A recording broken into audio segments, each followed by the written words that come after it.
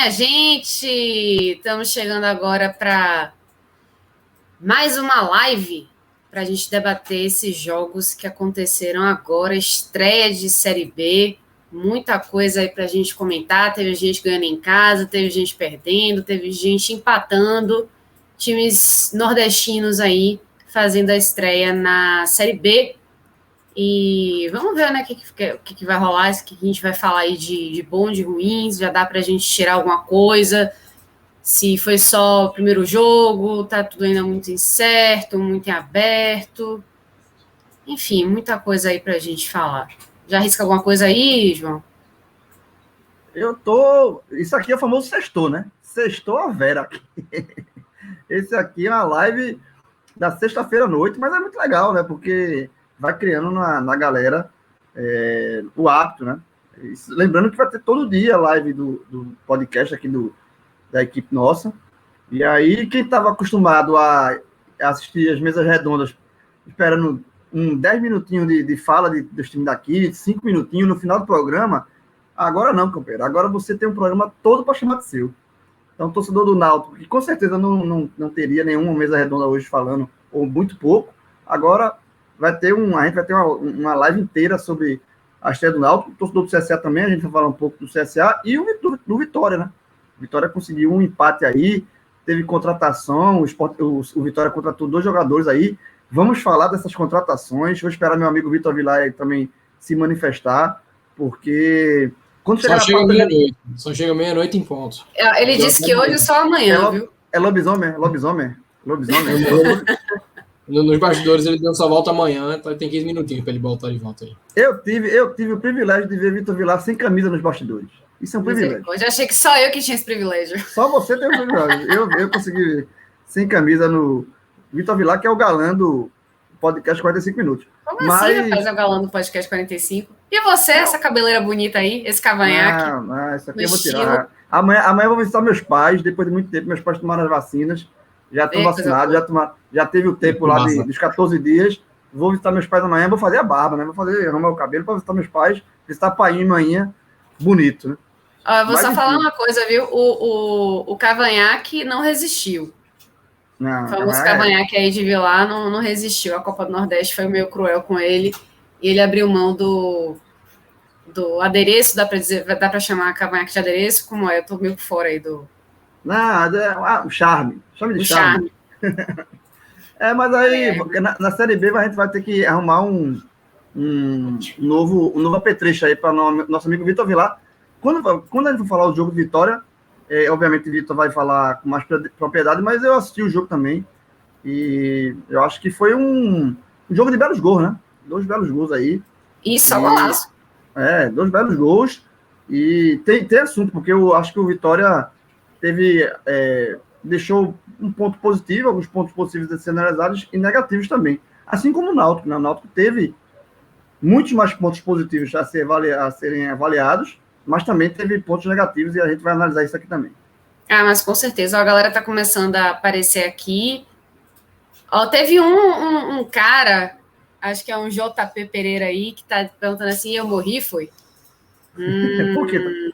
Eu não entendi, por quê? O galã eu acho que ele tá querendo dizer que é galã também. Não, velho, JP, Debreia.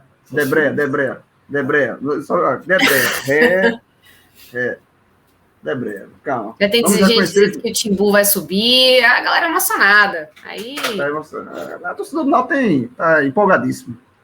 Tá empolgado. Campeão, com vitória. Detalhe, 10 dias de tranquilidade, né? Porque o Náutico e Vitória, o próximo jogo é justamente Náutico e Vitória, e vai ser um dos assuntos que a gente vai debater aqui, né? Porque vai ser o próximo jogo já. Só que daqui a 10 dias, né? Então, o torcedor do Náutico tem 10 dias de tranquilidade aí. Pois é. O Tarcísio tá aqui dizendo que o melhor goleiro do Nordeste voltou, que é Ronaldo. O cara foi importante hoje. Mas a gente vai falar mais sobre o Vitória daqui a pouquinho. A gente vai começar, então, com... Vai dar o famoso REC, né? 1, 2, 3, olha o último. Vamos começar, então, né? Vamos falar que o pessoal está chegando, mas acho que já dá para a gente começar, porque senão fica aquela live muito grandona e aí dá trabalho para nossos editores Marcelo Filho e Danilo Melo. É sexta-feira, né, Ju? É sexta-feira. Não, é sexta-feira, mas a galera também precisa descansar um por isso pouquinho. mesmo. Por isso mesmo. Porque achei que você está dizendo assim, não, sexta-feira a galera tá on fire, né? Tá querendo trabalhar, sei lá, né? Tem gente feliz. Não, eu tava bebendo água. O tempo todo bebendo água. Bebendo água. Aqui na Bahia a gente fala comendo água, viu? Enfim, acho que é o tipo de água que você tava aí entornando. Mas então, vamos começar. Alô, galera aí da edição. Marcelão, vamos começar agora. Bom, começando agora a análise desses 2 jogos envolvendo times nordestinos, vamos falar sobre o empate do Vitória com o Guarani e também a vitória do Náutico sobre o CSA, um duelo aí de nordestinos na estreia, na primeira rodada da Série B. Então, para quem não me conhece, deixa eu me apresentar, eu sou Juliana Lisboa, estou aqui com Rodolfo Moreira e João de Andrade Neto, essa galera que vai dividir essa live comigo, e Vitor Vilar, que vai chegar daqui a pouquinho também para falar sobre o jogo do Vitória, porque a gente vai começar pelo mais recente, né, o que acabou de acontecer, que está ainda mais quente. E, enfim, como eu falei, né, são esses jogos dos times nordestinos que aconteceram hoje. Além dessas 2 partidas, tivemos mais 2 jogos na Série B, né, que foi o empate em 0-0 de Brasil de Pelotas com Londrina, e também o Vila Nova, que empatou com o Botafogo em 1-1, um jogo bem curioso, né, com expulsão, o Botafogo com 1 a menos, está perdendo do Vila Nova, depois conseguiu empatar, enfim. E essa primeira rodada termina no sábado com mais 2 clubes da nossa região, Nordeste, né, nosso país Nordeste em ação, que é o CRB, que vai disputar essa primeira partida com o Remo, e também o Confiança, que vai jogar com o Cruzeiro. Na segunda-feira, a gente tem mais uma equipe nordestina, que é o Sampaio, né, que aí sim vai fechar a rodada contra o Goiás. Então, esse é o panorama aí da Série B, dessa primeira rodada da Série B que está começando hoje. E, bom, além disso, a gente vai falar também sobre outras coisinhas que estão acontecendo, né, nessas equipes, como, por exemplo, as contratações do Vitória, que anunciou agora há pouco o retorno de Dinei, que já está na sua 3ª passagem agora pelo Vitória, né, e também de Ronan, que foi artilheiro do Baianão 2021. Eu vou segurar isso aqui para Vitor Vilar comentar melhor, mas tem notícias sobre o Náutico, tem notícias sobre o CSA, tem notícias sobre todos os times nordestinos no NE45, então se você não conhece, ne45.com.br, tem todas as análises, todas as matérias sobre esses jogos e informações também que você vai precisar, você torcedor, você torcedora, vai precisar sobre o seu time durante a Série B, durante, enfim, qualquer campeonato que seu time estiver aí disputando. Bom, vamos então começar, João, a falar sobre esse Náutico, né, que conseguiu superar o CSA, né, jogando lá nos aflitos, e jogou bem, dá para dizer isso, né, que o Náutico teve mais volume de jogo, teve chances de ampliar esse placar, né, venceu por 1-0 com um gol de Jean Carlos, e, enfim, deu para mostrar, assim, que estava controlando bem o jogo, né, não deu muitos espaços para o CSA.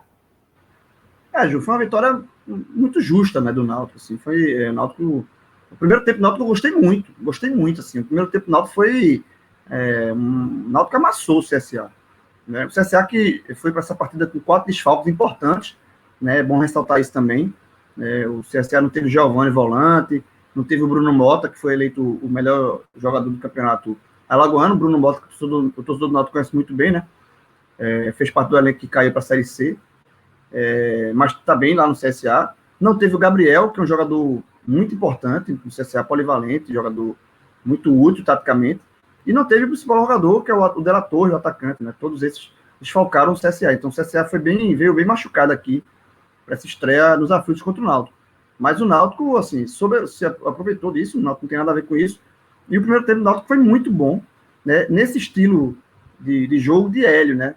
O Náutico no primeiro tempo foi muito o Náutico de Hélio dos Anjos, né? Muito a cara de Hélio dos Anjos, né? Um Náutico com muita intensidade, né? Um Náutico que marca muito no campo, a saída de bola do adversário no seu campo, né?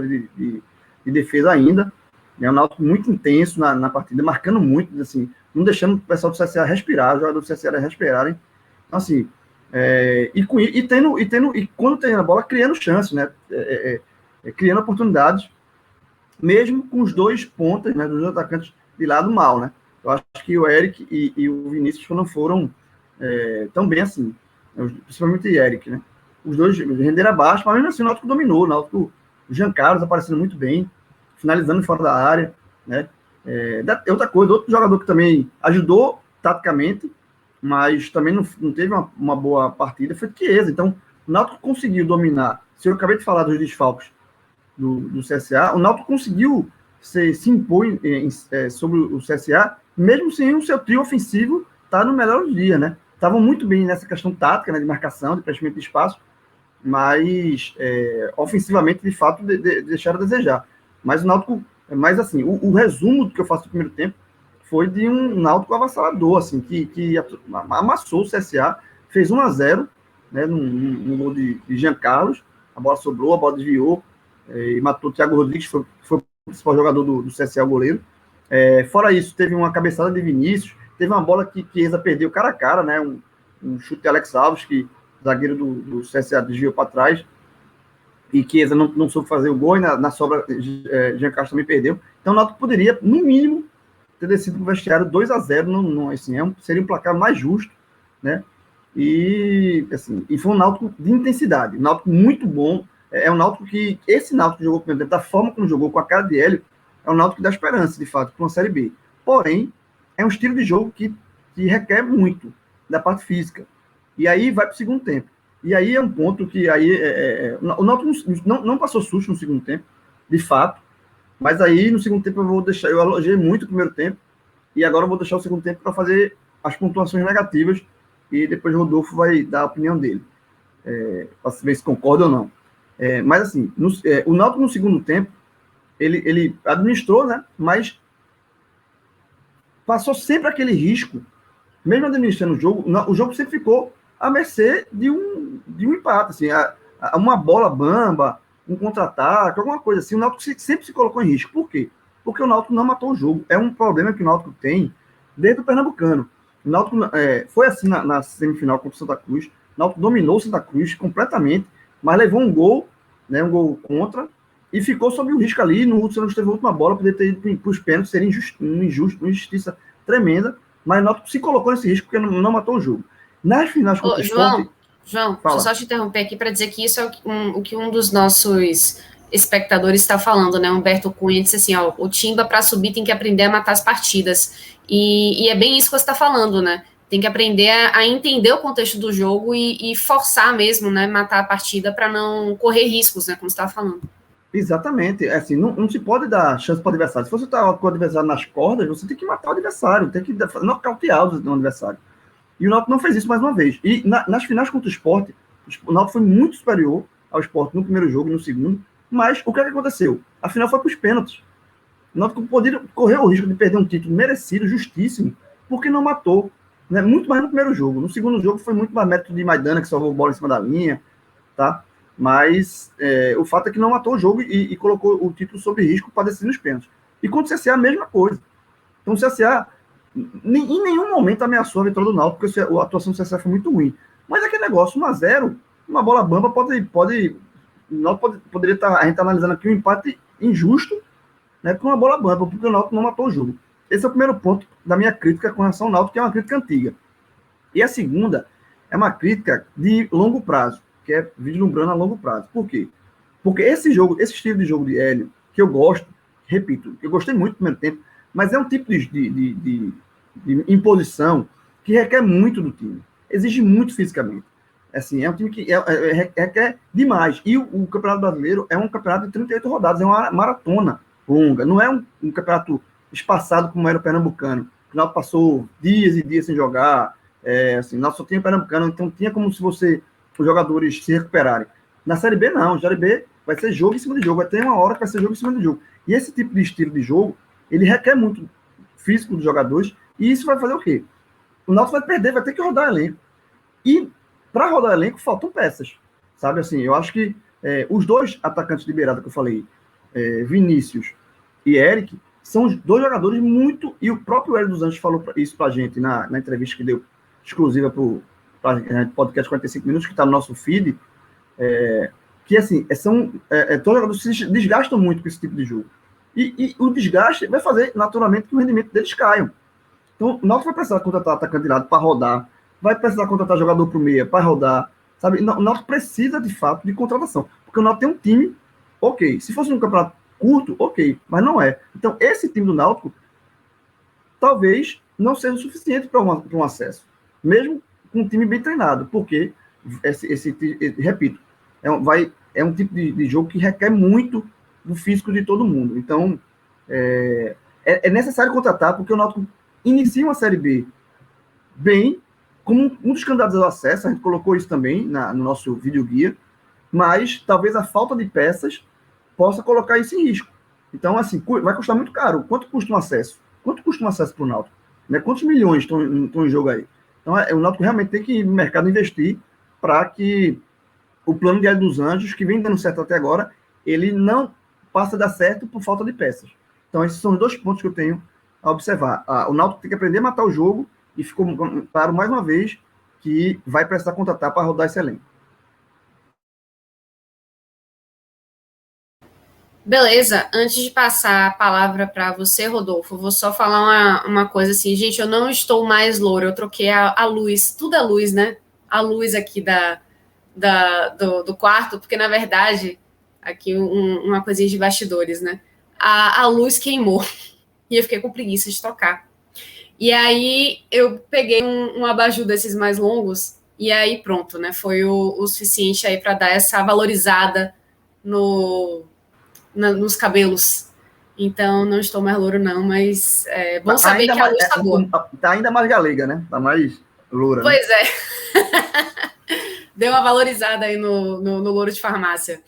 Mas, então, Rodolfo, quero que você me fale aí o que você achou dessa partida, né? Agora, do ponto de vista do CSA, né? Que foi um outro campeão estadual, né? Campeão estadual com o Bruno Pivetti, né? Que quem está aqui para assistir a parte do Vitória lembra bastante dele, né? Que começou a carreira enquanto treinador de uma equipe profissional no próprio Vitória no ano passado, e está aí agora no CSA, já conquistou o primeiro título estadual, né? Batendo o CRB nos pênaltis, e fez uma partida bem tímida, né, Rodolfo? Assim, agrediu muito pouco o Náutico, não dá para dizer que foi um jogo assim muito vistoso da parte do CSA. Valeu, Ju. A leitura é bem por aí, né? João já trouxe a questão dos desfalques que o CSA teve. Eu acho que já compreendeu tudo. A única ressalva que eu faço, né, que não chega a ser um ponto de discordância, mas quando se falou no Della Torre, né, o grande nome do CSA na temporada, e de fato por causa da visibilidade que se teve na Copa do Nordeste, mas eu acho que o desfalque do Bruno Mota acabou sendo muito mais pesado hoje, porque não só vinha sendo o jogador responsável pela criação da equipe, por gerar as principais chances de gol, como também vinha assumindo, né, esse papel de autor dos gols mais importantes, dos gols mais recentes do CSA. Então acho que acabou sendo um nome, entre os que tiveram ausentes, que teve mais peso, e isso contribuiu muito, né, para o CSA ter uma partida tímida, né, do ponto de vista produtivo, e sobretudo aquém também na questão do abafa, né, porque o Náutico, como o João falou, cedeu um pouco de campo, o Náutico perdeu um pouco de poder físico. É um ponto até importante da gente frisar que as duas equipes decidiram o campeonato no fim de semana nos pênaltis, né, foram até o limite, e o CSA teve um dia mais de recuperação, porque a final da Alagoana foi no sábado, né, o Náutico fez a final do Pernambucano no domingo. E aí a gente tem um ponto do balanceamento. O outro, né, que as duas equipes fazem, ou tentaram ao menos fazer, um jogo muito parelho no que diz respeito à marcação na saída de bola, né? O Náutico encurtando os espaços na saída do CSA e vice-versa. Só que o Hélio dos Anjos, ele tem um tempo de trabalho muito, não chega a ser muito, mas um tempo de trabalho mais longo do que o Pivetti, né? O Pivetti chegou após a saída do Moza para a Chapecoense, o Moza que inclusive deixou a Chapecoense esses dias, e o Hélio dos Anjos está no Náutico desde a reta final da Série B, né? Quando ele já começou, falou sobre isso aqui na live que o João também citou, quando ele desde aquele momento estava introduzindo esse modelo de jogo com base na marcação, na saída de bola do adversário. Então, ainda que o Náutico tenha tido um dia menos, que o Náutico talvez tenha jogado numa ressaca maior do que o CSA, que já conseguiu entrar mais cedo, né, na preparação para esse jogo, o Náutico tem um tempo a mais na expertise de fazer isso, estava jogando em seus domínios, então haveria também uma imposição natural. Então, como um todo, né, acho que o CSA teve essa dificuldade sim, sentiu muito o ritmo que o Náutico impôs nessa questão da marcação da saída, e os desfalques do CSA, que eram muito mais numerosos do que o do Náutico, que só teve Haldner fora de campo, acabaram pesando contra a equipe também, para não só ceder muito ao Náutico no primeiro tempo, o Náutico conseguiu agredir, o Náutico criou N situações, mas da mesma maneira o CSA perdeu, né, a sua capacidade competitiva, e isso ficou acentuado no momento em que o Náutico perdeu essa força no segundo tempo, e quem saía do banco não tinha condição, não teve condição de agregar ao CSA, que pouco agrediu o Náutico, que para mim teve a consolidação de peças, né? O Hereda, Camutanga e Wagner Leonardo, que já vinham muito bem, mantiveram essa condição. Os jogadores que entraram, o Maciel como titular na vaga do Haldner e o próprio Matheus Trindade posteriormente no lugar do Maciel, manteve essa pegada. E na frente, ainda que o trio de ataque não tenha conseguido criar tantas situações quanto poderiam, e quando tiveram a chance não conseguiram converter em gol, nas pontas, né, nas laterais, Vinícius e Eric, sobretudo o Eric, que nas finais destoou bastante, foi bem absoluto na marcação, sobretudo no fim do jogo. Acho que teve um lance que foi bem didático ali, talvez a última tentativa do CSA de sair jogando, né, um tiro de meta, uma reposição do goleiro, que a bola parou no canto esquerdo da lateral do CSA, e lá estava Eric pressionando e ganhando o lateral para o Náutico, né, que depois acabou saindo uma falta no Chiesa. Enfim, o Náutico conseguiu manter o ritmo do início ao fim do jogo, e o CSA desde o início sentiu, né, tanto a ausência de suas peças quanto a questão de estar, de fato, ainda tentando entrar no modelo do pivete, né? O estadual acabou não sendo um balizador tão interessante para isso. Ô, Ju, eu só queria rapidamente, se permitir, falar do CSA também, porque o CSA, ele começou a temporada muito. Eu gostava muito do CSA. Eu vi o CSA fazendo bons jogos, venceu o Bahia na Copa do Nordeste muito bem. Assim. Eu não diria nem, João, que foi assim, o início de temporada. Era uma coisa similar ao Náutico, né? Foi a continuidade do que vinha sendo feito no perfeito. Perfeito. O CSA ano passado ficou muito perto de subir, né? Assim, teve um erro de arbitragem, foi prejudicado num jogo contra o Brasil de Pelotas, né, na penúltima rodada, e depois não conseguiu vencer. Aí, nessa penúltima rodada, foi ultrapassado e não conseguiu vencer o Náutico no último jogo. Mas, assim, como o Rodolfo falou, foi uma continuidade. Então, o CSA começou muito bem, assim, fez uma Copa do Nordeste muito boa, né, venceu esse jogo, como me referi, contra o Bahia, venceu bem, assim, venceu 2-0. Foi 2-0, né? Não teve... vencendo bem. Foi justo. E ali, eu colocava, até falando, sendo muito precoce na análise, né, mas visando uma Série B, eu falava ali que, naquele momento, eu via dos nordestinos, o CSA era o time que tinha mais chance de... Estava pintando como uma chance, talvez, de brigar por um acesso. E é precoce falar que não é agora, porque a retração na primeira rodada, é precoce também. Mas também é inegável que houve uma queda um pouco do trabalho que se mostrava muito consistente do CSA. O CSA meio que deu uma patinada, né? Teve a troca do comando do Moza, né? Eu acho que a escolha do Pivete foi uma escolha ok, porque é uma escolha de perfil muito parecida, né, com a do Moza. Mas é um trabalho que ainda ele vai precisar se achar ainda, tá? Também foi campeão na Lagoana nos pênaltis, mas, enfim, eu acho que hoje o CSA está no estágio. Hoje houve um X, né? Nessa assim, qual é o nordestino que tem mais chance de subir hoje, na visão? Antigamente o CSA estava na frente do Náutico. Hoje eu vejo o Náutico na frente do CSA com todas essas ressalvas que eu já fiz na minha primeira análise, né? E só mais um adendo, Ju, que foi uma coisa que, na verdade, me veio à mente enquanto o João falava, né, que, assim, a gente captou, com base na entrevista de Hélio dos Anjos, que foi desenvolvida uma certa rivalidade entre o grupo do CSA que terminou a temporada 2020 e o grupo do Náutico, em função do peso que o último jogo da Série B tinha, né? O CSA chegou aos aflitos podendo subir, o Náutico acabou com um empate minando essa possibilidade. E Hélio dos Anjos confidenciou um certo atrito que houve. Ele até falou a respeito de uma situação pouco cortês do Moza ao final do jogo, de não ter cumprimentado Hélio dos Anjos. Não existe mais isso com o Pivete, mas a base dos dois grupos é basicamente o mesmo. E aí começa a aparecer nas redes sociais um relato que eu não tenho certeza se é fidedigno, do vice-presidente do Náutico ter gritado algumas situações em relação para o banco do Náutico, provocando o CSA com base no que aconteceu à época e alguns eventos posteriores do CSA. Tem a história de Kevin, né, também, né? Tem a história de Kevin. Isso.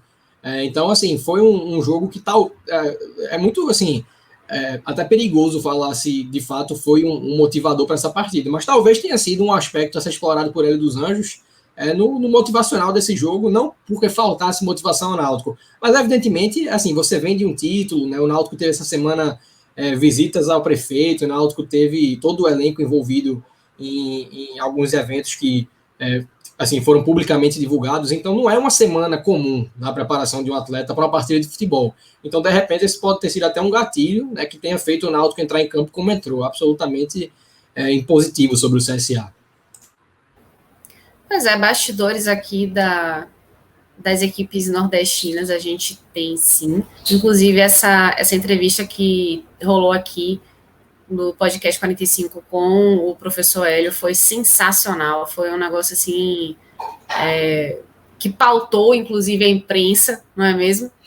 E, vale a pena demais para quem não assistiu e tiver interesse, dar uma pesquisada, porque foi muito boa, né? O cara realmente se abriu, né? Se mostrou muito, muito receptivo aos questionamentos, né? Ele mesmo falou que já acompanhava aqui a gente do 45 Minutos, então é muito, muito bacana a gente ter esse reconhecimento e ver que quando a gente faz uma entrevista com um professor, né, com um técnico, então um jogador, alguma pessoa assim expressiva nos times daqui do Nordeste, a gente tem esse tipo de receptividade e flui, né? E a coisa flui, porque existe respeito, né? Existe admiração também, talvez, né? A palavra seja essa.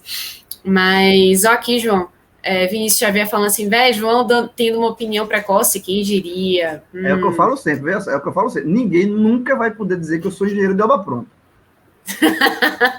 Primeira rodada da Série B, o cara já tá dizendo isso. Não. Ninguém nunca pode. Você pode dizer que não gosta de mim, não gosta, mas dizer que. Teve um que uma vez ele falou, que engenheiro de obra pronta, meu irmão, tu pode me chamar de qualquer coisa.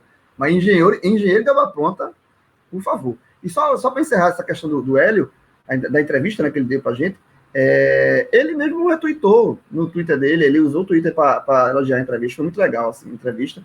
E todas as ponderações que ele fez são corretas, inclusive essa que eu também fiz, e o Rodolfo falou também, assim, da questão da necessidade de reforçar. Isso é uma necessidade. Ele até falou, na coletiva que ele viu já em outra, na coletiva pró-jogo, né, aliás, pré-jogo, né, contra o CSA, que ele falou o seguinte, ele não tem o poder de ir lá e contratar. Isso cabe ao clube, ele não tem o poder, ele não mexe com dinheiro. O que ele pode é alertar. Diz, a gente está indo num caminho legal. O caminho do Náutico, uma Série B, a gente está com um time encaixadinho, tudo bonitinho, tudo funcionando. Agora, se não tiver peças, vai prejudicar. Vai prejudicar. Então, é isso. O Náutico realmente, nesse caso, não é gasto, é investimento. O Náutico tem que... E agora, outra coisa. E aí, Rodolfo sabe mais do que eu, né? Não é somente também ir ao mercado, é saber ir ao mercado e trazer as peças corretas, né? Porque senão você não vai estar fazendo nada. Do jeito certo. Exatamente. Como o Náutico trouxe algumas peças interessantes esse ano. Acho que as condições do Náutico desse ano foram de um nível legal, né? O Wagner, os próprios jogadores que entram no segundo, que vem entrando, o Maciel que foi titular hoje, porque o Raul não pode jogar, Giovani, foram condições ok. Mas precisa de mais peças. E vão haver 10 dias agora, né, João, até o jogo com o Vitória. Então, assim, dá uma margem, porque se houvesse uma maratona já se iniciando, né, talvez, de fato, essa questão física, que certamente vai ser cobrada em algum momento, ela fosse muito premente para o Náutico tá buscando anunciar jogadores com alguma antecedência. Mas com 10 dias até o próximo jogo, né, com uma margem aí para ser iniciada, de fato, a maratona da Série B, eu acho que dá para o Náutico olhar o mercado com um pouquinho de atenção, assim, sem medo de estar... pode acontecer em qualquer jogo, mas assim, não há uma iminência tão grande dessa cobrança na demanda física acontecer imediatamente, então dá para ir levando um pouquinho na paciência para encontrar, de fato, o match ideal aí entre o que tem no mercado e o que o Náutico precisa. E o ideal, Rodolfo, é que pro jogo, quando for o jogo pro Vitória, o Náutico já tenha pelo menos anunciado alguém. Sabe assim? Para dar a sensação que realmente, assim, a diretoria está atenta, porque se chegar daqui, são 10 dias, tranquilo, de uma de folga, são 10 dias para trabalhar de boa. Então, assim, o ideal é que se contrate alguém daqui para lá, sabe? Se anuncia alguém para já ter essas peças, não que estreiem contra o Vitória, mas que Hélio tenha essas peças. Porque o nosso só contratou um jogador até agora para a Série B, que foi o Vargas, que a gente, quando for falar nas individuais, a gente pode falar um pouquinho sobre ele. Estreou, né? Veio do jogador que veio do Afogados, mas é muito pouco. Podia ter feito um gol na primeira chance, inclusive, né? No primeiro toque na bola ali. Foi travado em cima na hora, mas vamos lá. Vamos lá. Vamos sim. O Tarcísio está até perguntando aqui, ó, Djavan tá bem mesmo ou só quando forma dupla com o Haldane que ele cresce? João, e já emendando essa pergunta aí, eu devolvo para você já me passar suas análises individuais, inclusive com os seus pódios de melhores e piores. Que é a parte que nosso amigo Vitor Vilar adora, né? Eu vou acompanhar. Quando a gente gravava só o telecast, era a parte que ele perguntou. E agora eu vou poder olhar o rosto dele reclamando dessa parte. Mas vamos lá. Sobre o Djavan, eu acho que ele fez uma boa partida.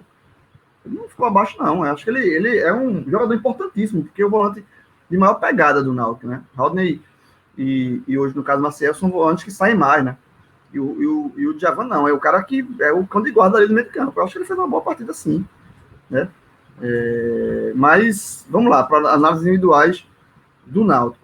Repito, assim, eu gostei do Náutico no primeiro tempo, o Náutico foi muito bem no primeiro tempo, mas eu gostei muito mais do coletivo, assim. Eu acho que Jean Carlos entra como destaque, não só pelo gol, mas pelas oportunidades que criou, e é um cara que, com o Hélio, nesses últimos jogos, né, que é justamente dessa questão de marcação, pressão na série de bola, ele tá sendo um cara que ele está fazendo esse combate, que é uma função que o Jean Carlos não vinha desempenhando antes, né? Antes de Hélio não era um cara de habilidade, era a qualidade técnica do time, mas essa função tática de morder lá em cima, de dar a primeira abafa, veio muito com Hélio, e ele continua fazendo isso, e muito importante esse papel que ele faz, né? Às vezes ele joga, numa partida que ele não está bem tecnicamente, que não é o caso de hoje, né? Hoje ele decidiu, né? Ele fez o gol, mas às vezes ele não está tão bem tecnicamente, mas ele se destaca por conta dessa função, né?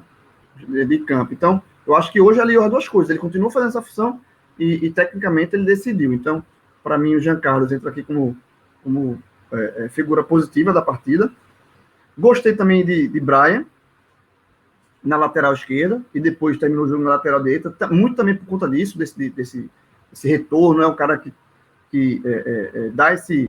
É um cara que tem muito pulmão, é mais um jogador que se entrega muito nessa questão de ir e voltar, um cara que dá o combate na defesa e ajuda no ataque. Eu acho que a partida de Brian foi ok também. E para fechar um pódio aqui, eu vou botar aqui talvez um empate aqui. Eu gostei como falou aí de Djavan, gostei de Djavan pela função tática dele, e gostei de Camutanga também.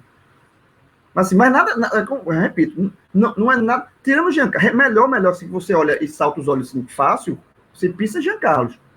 Mas não teve os outros que eu estou citando aqui são jogadores que eu gostei, mas não fizeram partidas exuberantes. Fizeram uma partida boa dentro do plano de jogo do Náutico. Então, eu fico nesse pódio positivo aqui. Se o Rodolfo quiser dizer logo os positivos dele, fica à vontade, Rodolfo. E aí, emenda já os teus piores, que eu vou fazer Eu vou fechar aqui minha varanda, aqui tá batendo um frio, tá chovendo. Bateu um frio, meu amigo, um vento gelado. Frio no Nordeste deve estar uns 27 graus aí. Meu amigo, bateu um vento gelado aqui. Aí você, Rodolfo, aproveita, diz logo os teus melhores e piores, vê se tu concorda comigo nos melhores, porque eu vou fechar a varanda. Vai embora. Assim, com relação ao que o João trouxe, Ju, de Jean Carlos desempenhar essa função, eu acho que dá para dizer, e isso dialoga totalmente com a leitura do pódio, que o Náutico é há algum tempo um time harmônico, né? Porque não adianta Jean Carlos fazer essa pressão na saída se o ponta, né, não faz o acompanhamento para marcar o lateral e, consequentemente, o volante não acompanha para fechar o meia que desce. O Náutico é um time harmônico nesse sentido, e não foi durante muito tempo na Série B do ano passado, né? Havia alguns jogadores correndo mais do que outros, e hoje não. O time é totalmente compactado ofensivamente, compactado defensivamente. E assim, vai ser algo importante para esse fechamento do pódio. Eu concordo com o Jean Carlos como o melhor em campo. O gol chama a atenção, até um gol que eu acho mais falha do goleiro do que propriamente falando no mérito de Jean Carlos, mas é uma recompensa ao atleta que buscou o gol durante todo o jogo, né? Acho que até tiveram algumas situações que ele poderia ter buscado um passe, mas é uma característica de Jean Carlos, né? Ele é um jogador que faz muito gol dessa maneira justamente porque busca muito a finalização. E acabou, assim, teve um desvio sutil, né, no lance, O goleiro estava com a visão um pouco encoberta, mas uma bola defensável. Mas dá para coroá-lo, de fato, como o principal jogador do Náutico nessa partida.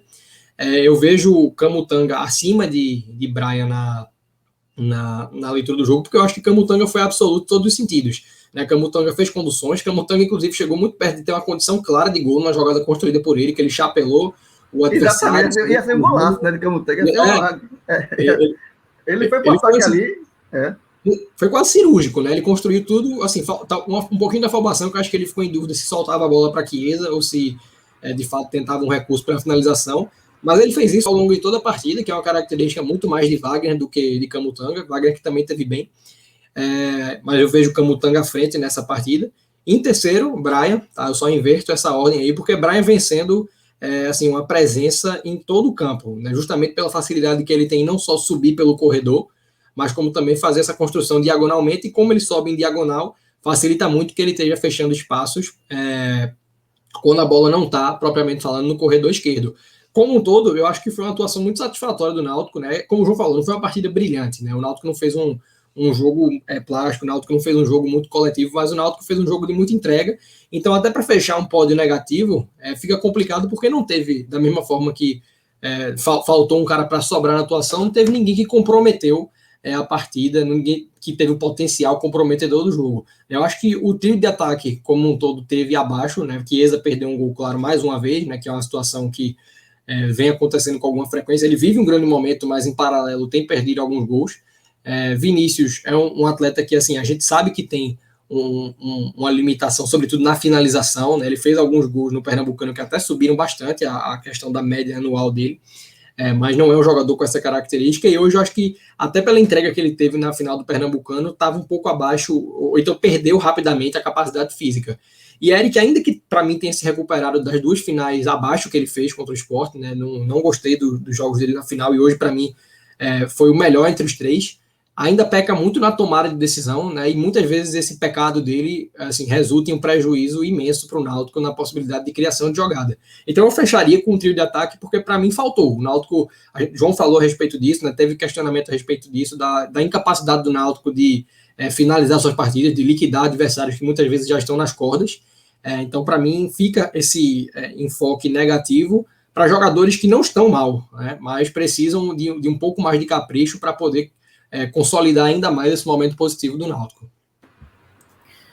Teve gente aqui já me informando que em Vitória de Santo Antão, que é pertinho aí do Recife, né, tá fazendo 23 graus, e Marcelo, nosso editor aqui, falou que em Recife tá fazendo 25 graus, aqui em Salvador tá 26.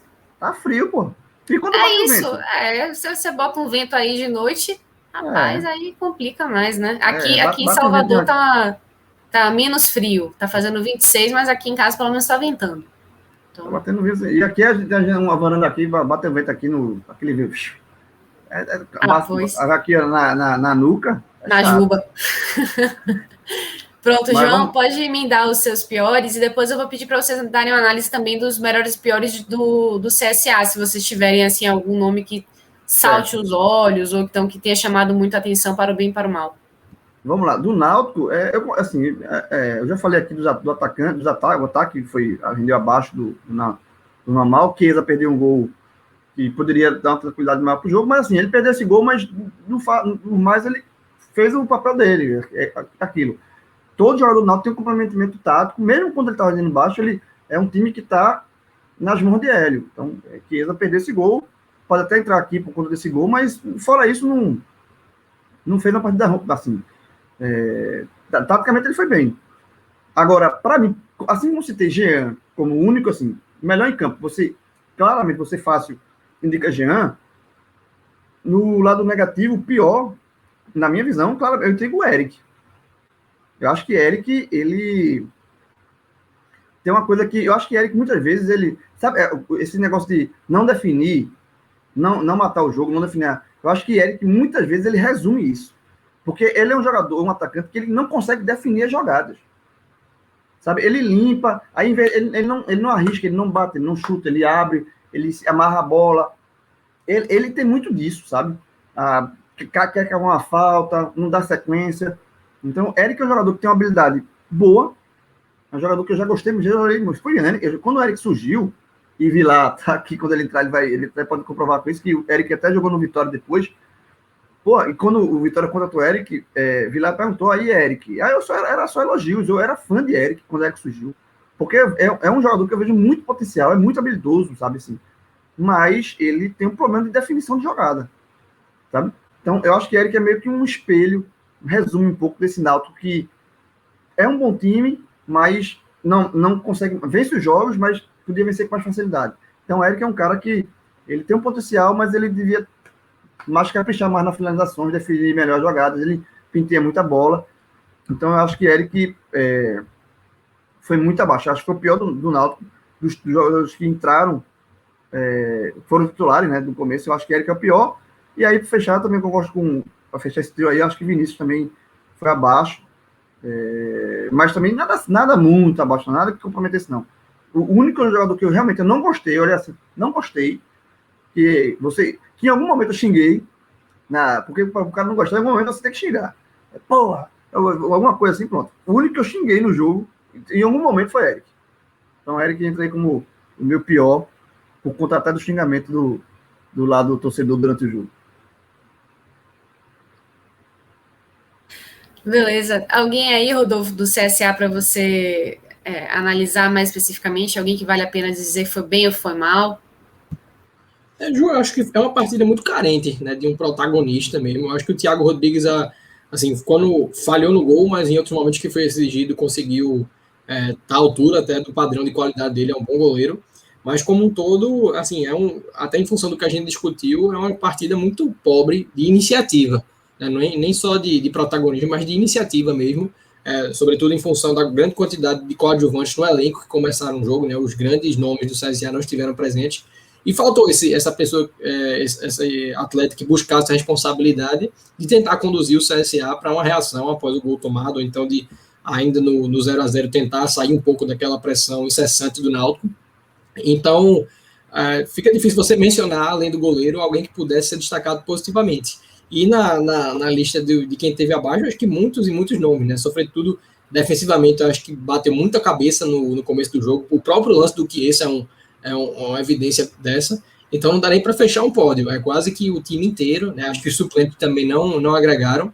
Então, fica assim, acho que é um jogo que coloca, da mesma forma que a gente falou da necessidade de reforços do Náutico, o CSA é um time que já contratou bastante, é um time que historicamente contrata muito, e isso no viés de acesso não é uma coisa saudável, mas eu acho que vale a reflexão do que o Pivete precisa, né? Assim, o Della Torre é um nome que se cogita sair em função de algumas sondagens, o Bruno Mota também é um atleta que não tem um histórico de longo prazo nos clubes, então vale uma reflexão até de mapeamento preventivo, né? Se o Della Torre sair, quem a gente vai atrás, para não estar jogando a Série B com essa dependência, né? Porque é muito ruim você perder um atleta e não ter ninguém que possa fazer uma reposição para, no mínimo, dar alguma competitividade.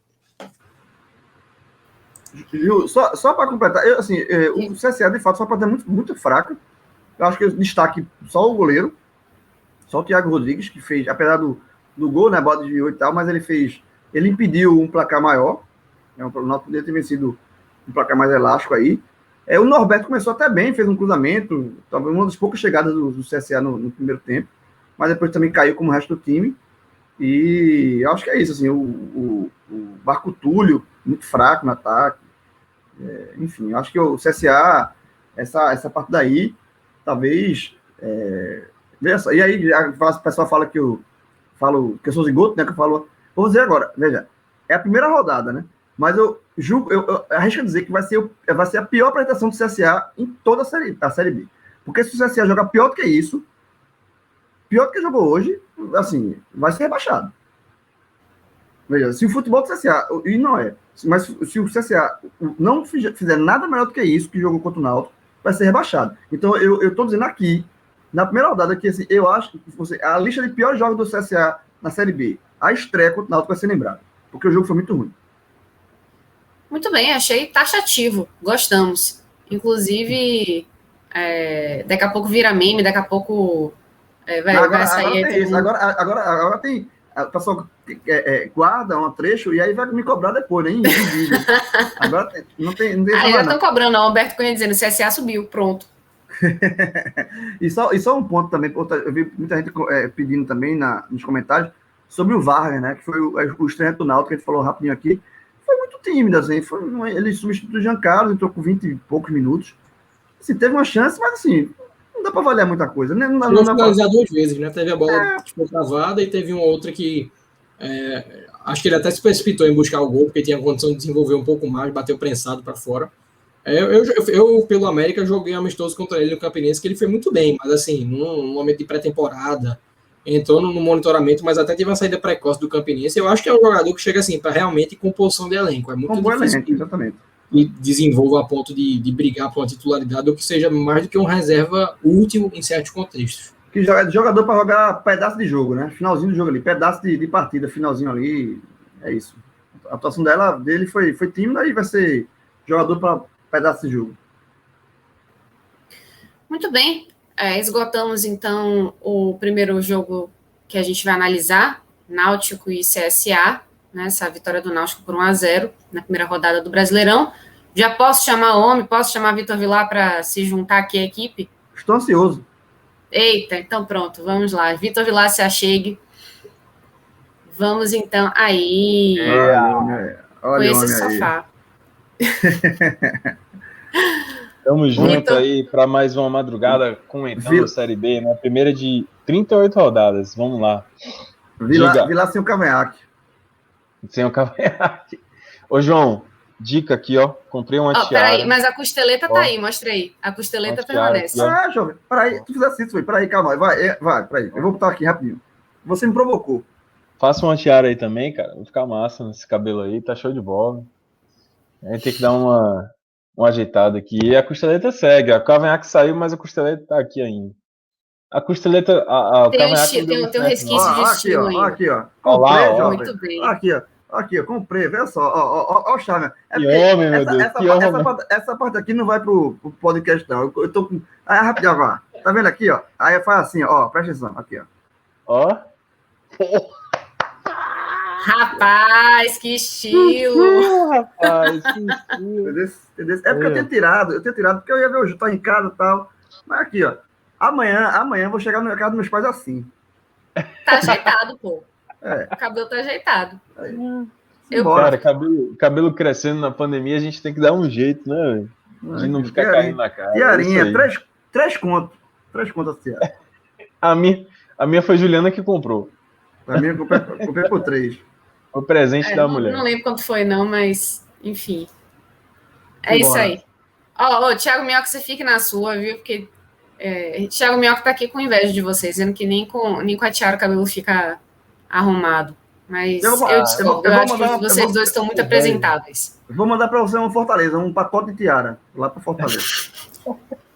Isso é inveja. Você é invejoso, Minhoca. Você é invejoso. Seu verme.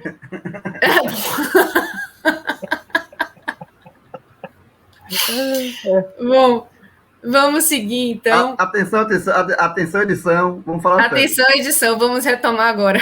Atenção, edição. Vamos lá. Vamos lá. Vamos seguir, então, para falar do Vitória, né? O Vitória que também estreou hoje na Série B, né? Empatou com o Guarani fora de casa em 1-1. É um resultado que não é ruim, né? Pontuar fora de casa. Mas, assim, Vitor, o que a gente até conversou um pouquinho, né? Antes da live começar, foi que, assim, o Vitória demonstrou, depois de tanto tempo treinando, né? Depois de sair da Copa do Nordeste, né, nas semifinais, depois de sequer ir para as semifinais do Campeonato Baiano, teve bastante tempo aí para treinar, teve gente nova chegando no elenco, mas o que a gente viu foi basicamente uma repetição do que vinha acontecendo, né, em termos de escalação, até mesmo de virtudes e problemas que a gente viu nessas últimas partidas por esses outros campeonatos, né? Então, o que você vê aí que pode apontar para um novo caminho do Vitória, ou o que você acha, assim, que infelizmente o torcedor que está chateado com o que viu no primeiro semestre vai ter que se acostumar com mais uma temporada, assim, um pouco de altos e baixos? Pois é, João, todo mundo que está ouvindo aí, inclusive no podcast, veja só, eu acredito que, primeiro, né, analisando a estreia do Vitória em si, né, um empate no Brinco de Ouro, em Campinas não é um resultado ruim para o Vitória, é um resultado muito bom, na verdade. Iniciar com um empate fora de casa é aquela coisa da cartilha, né? O time começou fazendo o resultado fora de casa e tem que também garantir dentro de casa os seus pontinhos. Então, analisando pela estreia, foi uma estreia boa. O Vitória jogou de médio para... Assim, jogou médio, razoável, foi um jogo bem razoável, uma atuação bem razoável. Não foi uma atuação brilhante, tampouco foi uma atuação que dá para dizer que o time errou muito. Mas eu acho que esse é o ponto, né? Quer dizer, é literalmente o ponto. Esse é o ponto. O único ponto conquistado fora de casa é algo positivo. O lado negativo, que eu acho que frustra muito o torcedor, é que foi um sentimento de déjà vu, né? Para quem não conhece esse termo aí, né? Porque às vezes a gente fala as coisas e o pessoal não conhece. Déjà vu é aquele sentimento que a gente tem de estar vivendo algo e a impressão que a gente tem de já ter vivido aquilo. Então, por exemplo, sabe quando você se depara com uma cena, alguma coisa que acontece no seu dia a dia, e você fala, rapaz, eu já sonhei com isso, eu já vivi isso em algum momento. Então, o Vitória é um grande déjà vu. Eu acho que o mínimo que se esperava, né? Eu não sou daqueles que diz assim, o Vitória foi péssimo nesse início de ano. Pelo contrário, eu acho que o Vitória foi bem no início de ano. A campanha da Copa do Nordeste foi muito boa, assim, para as expectativas do Vitória, para o que o Vitória conseguiria assumir na competição. Passar do Ceará seria um golpe muito de sorte, realmente. Chegar às semifinais novamente foi algo positivo.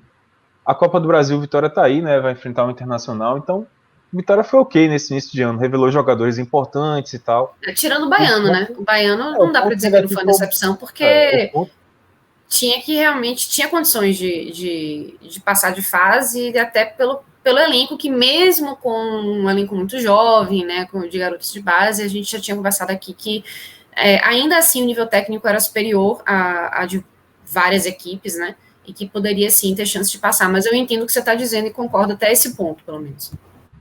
eu ia falar isso. O Baiano realmente foi onde ficou devendo, né? Mas a gente tem que colocar no bolo. A gente já falou bastante do Campeonato Baiano na eliminação. Aqui a gente fez uma live também. O Campeonato Baiano foi um ponto muito negativo desse início de ano do Vitória, não tem a menor dúvida disso. Vitória ficar fora do Campeonato Baiano mais uma vez. Mas é bom lembrar, né, que o time jogou praticamente o tempo todo com o time reserva. Foi um calendário muito assim, ruim para o Vitória, né? A FBF até deu umas oportunidades para o Vitória jogar com um certo espaço de tempo, né? Isso gerou uma certa, inclusive, insatisfação dos outros clubes. Mas o Vitória jogou aquela reta final com um time muito reserva. Foram 21 desfalques na última partida, enfim. Foi uma série de consequências, mas eu não tiro, não. O Baiano foi um golpe muito ruim. E teve esse ponto também, né? O Vitória, a última impressão que o Vitória deixou, que foram os últimos 3 jogos do Baiano, foi uma impressão muito negativa. Então, o fato do torcedor, eu acho que o torcedor do Vitória, ele queria ver duas coisas essa primeira rodada da Série B. E ele não viu, e esse que é o grande problema. Um é o Vitória melhor do que foi, né, um Vitória que conseguisse afastar tudo aquilo que ficou de negativo da impressão deixada pelo Campeonato Baiano. E a outra coisa é que, com 3 semanas de trabalho, né, Rodrigo ficou com 3 semanas para trabalhar, livres para trabalhar o time nesse período. Ele não teve nenhum compromisso a não ser fechar seus jogadores ali e trabalhar. Então, o que se esperava é que o Vitória, que começou ali com algumas coisas boas, algumas coisas positivas no trabalho, como a revelação dos garotos, né, de David, de Pedrinho, de Samuel, a zaga com Marcelo Alves e o Wallace se encaixando, que esse trabalho que começou assim, meio que regular, desse um passinho positivo com 3 semanas de trabalho, já que os treinadores falam tanto, né, que não tem tempo de trabalhar e tal, não sei o quê. Rodrigo reclamou muito disso, inclusive. Então ele teve esse tempo e tinha que dar um passo. E o fato é que não teve esse passo. E acho que é isso que frustra o torcedor nesse início de Série B, essa impressão da primeira rodada. Começa pela própria escalação, né? Se você for ver, o time é um déjà vu. O time do Vitória, que passou 3 semanas treinando e que recebeu reforços, recebeu alguns reforços, na verdade, não foram tão poucos assim, foram alguns, não teve nenhuma mudança, o time foi o mesmo da Copa do Nordeste. A única mudança ali foi Guilherme Santos. O torcedor pode falar, mas teve Guilherme Santos. Beleza, teve Guilherme Santos. Mas ele entrou na posição, é bom dizer, que Vico estava machucado. Então, até que ponto a opção é porque Guilherme Santos é um incremento realmente ao time, é uma evolução em relação ao time que jogou a Copa do Nordeste, e não uma opção porque Vico estava machucado. Eu não sei, eu acho que o Rodrigo, se tivesse Vico à disposição, teria utilizado o Vico. E a gente não teria nenhum dos reforços jogando como titular do Vitória. No segundo tempo, tudo bem, entrou Samuel Granada, entrou o Bruninho, entraram alguns reforços. Mas, por exemplo, o uruguaio Siles, né, que veio com uma boa impressão e tal, ele poderia ter entrado ali na vaga do Gabriel Bispo ou do João Pedro, que não é uma dupla de volantes assim que dê para confiar tanto, é uma dupla de Ô, volantes que Vitor, oscila muito. e lembrando também que Gabriel Bispo levou amarelo, né? Então, Exato. seria até, assim, Não, eu digo como aquela titular, bandeira entendeu? amarela, né? Oi? Eu digo como titular. Ele poderia, por exemplo, ter estado como titular o Siles, o Ah, sim, uruguaio, entendi. mas não foi titular, não foi a opção de Rodrigo. Eu não sei até que ponto o Rodrigo tentou manter uma continuidade do time da Série B, o que eu acho que não é muito possível do time que terminou o Campeonato Baiano na Copa do Nordeste para o time da Série B. Eu não acho que essa seja uma explicação muito boa, porque teve muito espaço de tempo. Não dá nem para dizer assim, o time estava jogando assim, arrumado, então eu vou manter esse time para a Série B. Velho, nos últimos jogos ali do Campeonato Baiano, ele não teve esse time. E o último jogo que ele jogou, que ele teve essa equipe, foi contra o Ceará ali na Copa do Nordeste. E teve 3 semanas sem treinar. Então, se os reforços chegaram para qualificar a equipe, que entrasse no time agora, né? Já teria dado um resultado. Então, foi um grande déjà vu. E aí você vê também a parte tática da equipe, não mudou muita coisa, velho. Não mudou. O ponto positivo da equipe continua os mesmos, quer dizer, Pedrinho aparecendo muito pelo lado esquerdo, Samuel com uma boa arma como centroavante, brigando com os zagueiros, né? Um cara que consegue ganhar tanto na parte técnica de domínio, mas também na parte física, né? Ele conseguiu brigar bastante com os zagueiros do Guarani. Pedrinho com uma principal arma pela esquerda, David com uma principal arma pela esquerda, e também os defeitos também apareceram, né? Idênticos do início do ano. A zaga que comete umas bobeiras muito grandes, como foi no gol do Guarani. O jogo não tem, mesmo com o Guilherme Santos, o Vitória não tem chegada de linha de fundo pelo lado direito, o Raul Prata não sobe, o Guilherme Santos se corta muito pro meio, assim como o Vic fazia. Então você começa a achar que é uma questão tática mesmo, que você pode até mudar a peça, mas você pode treinar 3 semanas aí que não adiantou, né? Não seguiu, não teve mudança nem em termos de peças, porque os reforços chegaram, nem em termos táticos nessas 3 semanas de trabalho. Eu acho que isso que frustra muito, sabe? Aquela impressão de que o torcedor tinha de que você fica 3 semanas afastado do seu clube, quando você vai assistir o jogo, a coisa é muito igual do que você conhecia antes, do que você via antes. Então dá uma frustração grande. E que acaba pagando, Ju, só para terminar o comentário, um resultado que foi bom, né? 1-1 fora de casa é um resultado bom. Eu colocaria nesse balaio aí de coisas que o torcedor, que a torcedora, né, que a torcida já conhecia do Vitória, a questão do preparo físico. Eu vou concordar aqui com o El Baiano, que mandou essa mensagem. O preparo físico horrível, passou dias preparando para o time morrer no final do jogo, tomou correria de Regis.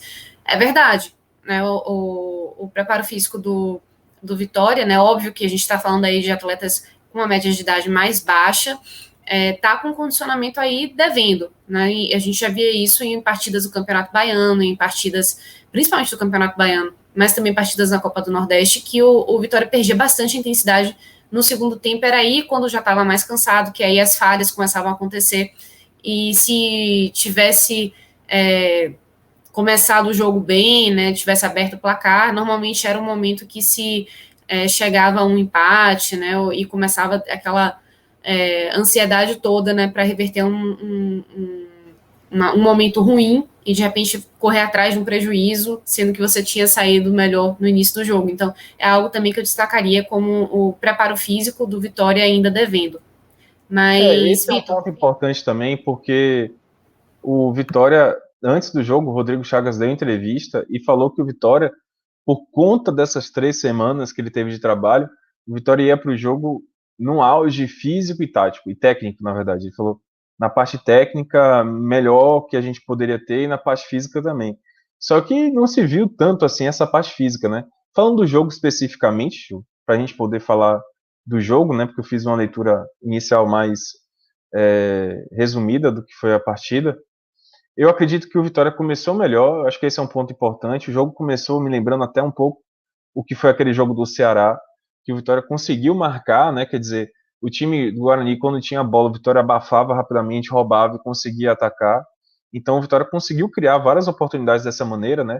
Logo aos 8 minutos teve o gol de Soares, o que não aconteceu lá no Castelão, mas aconteceu no Brinco de Ouro. Então o Vitória aproveitou aquele início melhor para poder fazer o gol. Um golaço, inclusive. Golaço. Eu acho que teve um pouquinho de ajuda também do goleiro. Do goleiro teve, mas eu prefiro dizer que é golaço.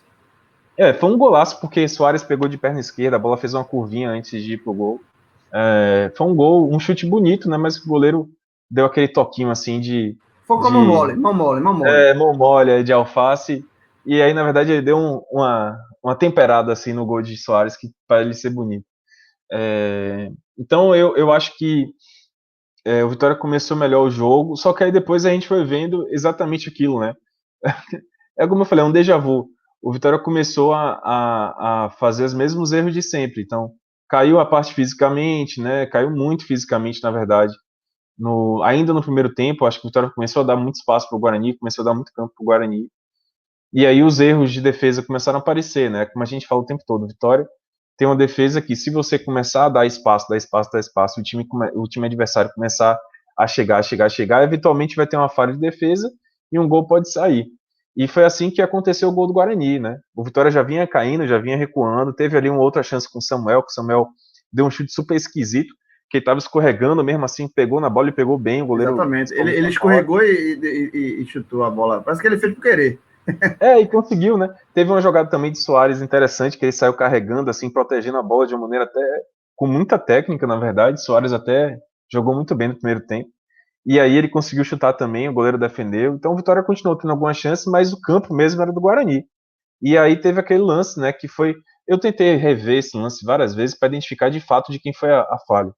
Porque, aparentemente, na primeira coisa, quando você bate o olho assim, a falha foi de Raul Prata. Porque Raul Prata funilou demais, acompanhando o atacante do Guarani, e deu o canto do... Ele esqueceu que é lateral. Deu o campo, exatamente. Ele afunilou muito, né? Foi quase virar um zagueiro ali, porque ele estava na linha do... ele estava na marca do pênalti, praticamente. Exato, na marca do pênalti. Ele deixou a avenida nas costas. Né? Deixou uma avenida ali. Mas também, se for reparar, eu prefiro interpretar como se fosse... Raul Prata é o cara que aparece, digamos assim, é o protagonista da falha, mas eu vi como uma falha coletiva, porque João Vitor sai todo estabanado para fazer um desarme, não consegue fazer o desarme. Aí Marcelo Alves fica preso na zaga, porque fica entre dois jogadores ali, ele não sabe para quem marcar. Raul Prata afunila acompanhando o atacante, deixando a ponta toda para o lateral do Guarani que fez o gol, o Bidu, né? E David desliga completamente na marcação, porque, em teoria, se o atacante do Guarani está indo para o meio, e Raul Prata tem que acompanhar ele, quem faz a cobertura é o ponta, é David que tem que fazer a cobertura. David não, Guilherme Santos tem que fazer a cobertura, porque David é o do outro lado. Guilherme Santos tem que fazer a cobertura. E Guilherme não acompanha o lateral do Guarani. Então foi uma falha coletiva, né? O protagonista foi Raul Prata, que esqueceu de que era lateral e vai virar zagueiro, mas também teve essa falha de cobertura. E aí no segundo tempo, só para finalizar, a questão física pesou muito realmente, o Vitória caiu muito fisicamente, conseguiu equilibrar um pouco o jogo em termos de não sofrer tanto, o Guarani também não chegou muito. Eu acho até que a melhor chance do segundo tempo foi de Samuel, um belíssimo chute dele de fora da área.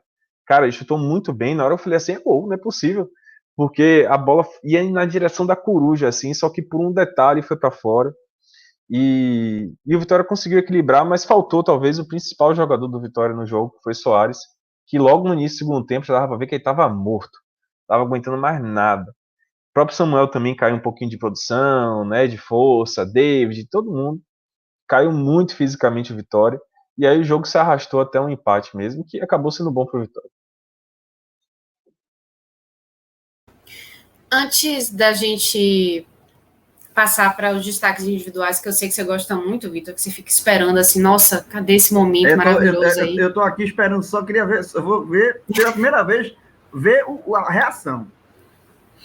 Eu queria só trazer, porque é notícia quentinha, né, que chegou logo depois do jogo do Vitória, né, que o próprio Vitória anunciou o retorno de Dinei, né, que estava no Jacuipense. Dinei, que tem 37 anos, né, fez uma boa temporada no Campeonato Baiano com o Jacuipense, né, até fez 2 gols em cima do Vitória quando jogou contra. Oi? Discordo, mas enfim, continue. Oi.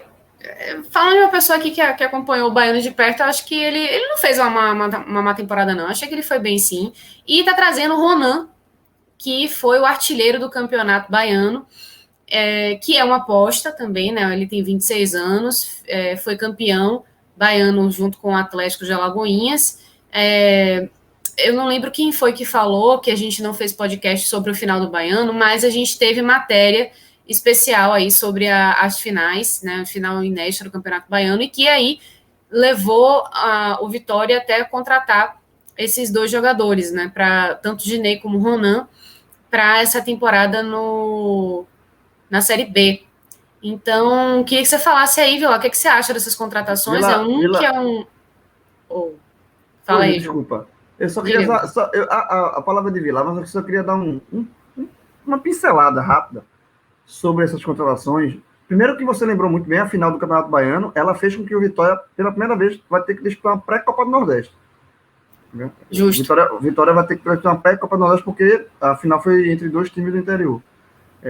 Mas sobre as contratações, eu acho 2 tiros assim. Veja, o Didinei, eu sinceramente, eu não sei, pode não surpreender, mas eu não gosto, assim, Dinei, 37 anos, terceira passagem, estava no Jacuipense. Eu acho que memória afetiva, gente. Memória afetiva.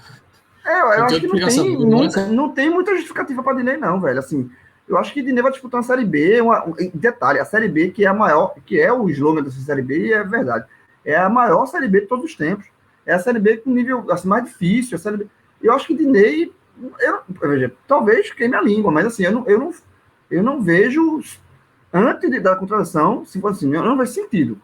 A do Ronan, como você falou, é uma aposta, mas é uma aposta que você. Muito aposta. Tá? Porque certo do Campeonato Baiano, com 5 gols, desses 5, ele fez 3 nas finais. E 3 de pênalti. 3 na final. 2 de pênalti. Ele fez nas finais. Ele fez nas finais. Ele fez 2 jogos, jogos de ida e 1 no jogo de volta. Então, assim, e era um jogador que fez. Eu fiz a matéria pro NE45. Fez muita carreira no futebol do Amazonas. Se jogou muito no futebol amazonense, que é um futebol mais fraco, né? Então, eu acho assim, que é uma aposta também muito na conta de aposta. Que eu não boto. Não, assim, eu acho que foram 2 contratações que não dá para empolgar em nada a torcida do Vitória. Assim, a de Dinei, eu acho que chega a ser inexplicável. É como o Rodolfo falou, memória afetiva. E a de Ronan é aposta. Assim, é aquela aposta que assim, tem um risco alto, também não dá muito certo, porque é um jogador que não é tão novo assim, mas e fez ele tem 26 anos. 26 anos, não é tão novo assim, fez 5 gols no Campeonato Baiano, não é muita referência para nada, e fez a carreira no futebol amazonense. Então, sinceramente, não gostei, não. É o novo Neto Baiano, Vitor? Lembra um pouco essa... É menos, essa tentativa. Né? Até, é menos, Ju, porque, veja só, a questão de Neto é porque Neto, de fato, é um cara muito folclórico, né? E Neto, de fato, traz uma certa autoestima, assim, pro torcedor, porque ele é um cara que provoca o rival, ele é um cara que fala muito do Vitória, é um cara que é bom de entrevista, ele é um cara que aparece bem, aí quando ele aparece, ele fala alguma coisa que o torcedor do Vitória pega, fica sacaneando o outro no WhatsApp, na rede social. Então, o Neto, pelo menos, tem essa coisa do entretenimento. Ele foi muito mal em 2019, mas rolou um entretenimento ali. Neto, ele consegue fazer um entretenimento interessante para poder levantar um pouco essa autoestima do torcedor. Dinei não, Dinei é um cara muito discreto. E eu acho que essa foi a grande qualidade dele enquanto jogador. Ele é um cara que nunca comprou briga, nunca comprou rivalidade. Mesmo na época que ele jogou muito em 2013. Eu acho, assim, 2 coisas importantes. Falar da contratação de Dinei em 2021 não é desmerecer em nada o que ele fez no Vitória. Ele é um jogador muito importante para o Vitória, mas muito importante. E pouco reconhecido pela torcida, porque em 2013 ele jogou demais, jogou um absurdo. Foi um dos melhores atacantes do Campeonato Brasileiro, daquela campanha que o Vitória quase foi para a Libertadores, ficou ali a pontinhos da Libertadores, a melhor campanha até hoje dos pontos corridos do Nordeste. E Dinei foi uma peça fundamental. Ele foi um dos melhores atacantes brasileiros de longe. Fora tudo que ele fez no Vitória também em 2008, né? Que ele foi muito bem no Vitória em 2008. Depois ele voltou em 2012, foi bem. Em 2014 que ele não foi tão bem assim na última passagem dele pelo Vitória. Mas veja só, o Dinei, ele é uma figura muito importante para o Vitória. Então tem essa memória afetiva. Mas Dinei de 2021 é um atacante de 37 anos, que estava no Jacuipense, antes do Jacuipense, Veja, ele estava jogando no Japão há muito tempo e ele jogou na segunda divisão do Japão há muito tempo. Na segunda divisão do Japão. Com todo respeito, o futebol japonês não é muito assim parâmetro, né? A gente sabe disso. Vários times nordestinos acabam caindo, inclusive, nessa coisa fez 30 gols no Japão. Beleza, joinha para você. E aí ele veio para o Brasil, foi para o Água Santa, não foi bem no Água Santa, no Paulistão, tudo bem, um campeonato mais disputado, mas é um campeonato do nível da Série B. Tem muitos times, muitos jogadores que disputam o Paulistão, pelo Água Santa, pelo Mirassol, por essas equipes, e acabam na Série B depois. É um campeonato que, se for para fazer um parâmetro do que é a Série B no início de ano, você tem que olhar esses times do interior de São Paulo, eu acho. Então, ele não foi bem no Água Santa, veio para o Jacuipense e não fez tantos gols assim na Série C. E aí tem essa coisa, ele fez um campeonato bom pelo Jacuipense. Bom, ele fez 3 gols. 3 gols pelo Baiano. 2 no jogo só, que foi em cima do Vitória. Justamente, mas eu acho que é aí que tá a questão, né? Fez 2 gols em cima do Vitória no Barradão, então acho que isso já incomodou. Mas aí quem só viu o Dinei contra o Vitória, o torcedor do Vitória só viu ele contra o Vitória naquele jogo. Ele fez 2 gols. Aí fica aquela coisa, nossa, aí o Adnei tá metendo gol ainda. Cara, não é bem assim, né? Ele não fez um campeonato baiano bom. Eu acho que isso é uma falácia. E é que nem Adriano Michael Jackson, quando foi pro Santa Cruz. Não sei nem se fechou com o Santa Cruz, Adriano Michael Jackson. Que loucura aquilo ali, cara. Que loucura aquela contratação. Tá no Santo. É uma contratação completamente desmedida. Olha os gols que ele fez aqui no Campeonato Baiano pelo Jacuipense, um horror. Então, assim, tem esses caras que Adriano Michael Jackson vive ainda da fama que ele criou no Bahia em 2010. Dinei é um cara que eu respeito muito, é uma pessoa maravilhosa, é um cara incrível. Mas eu acho que ele estava bem no Jacuipense. Jogar a Série C seria uma boa para ele, mas para a Série B eu acho que é um pouco demais. E sobre Ronan, e ainda tem um detalhe: 37 anos pode dar uma certa experiência para a equipe. Não é o perfil de Ney, não é. O Vitória tem um Wallace, por exemplo, que faz esse perfil muito bom, de conversar com jogadores mais jovens, ser um cara experiente. Dinei nunca foi um cara muito falante no vestiário. Então não sei se ele também tem esse perfil. Acho bacana ter ele ali, de repente ele pode ajudar muito Samuel, em termos de aprender ali os caminhos da área, mas não tenho muita certeza se ele vai ajudar o Vitória em termos de gols e de jogos na Série B. Quanto a Ronan, eu também acho assim, é um cara que teve bons números no Campeonato Baiano, mas a história dele não é assim tanta coisa. Não concordo com, não vejo, eu vejo, deve ser um jogador muito barato, então, e acho que ainda deve ser pago por empresários, né? Então, assim, deixa aí, vamos ver, observar, ok, mas sem muita expectativa também. Um cara que eu acho que o Campeonato Baiano revelou, 2 caras que eu queria ver no Vitória, é o goleiro Jean do Bahia de Feira. Achei ele muito bom goleiro, muito bom. E o Vitória pode ficar sem Ronaldo.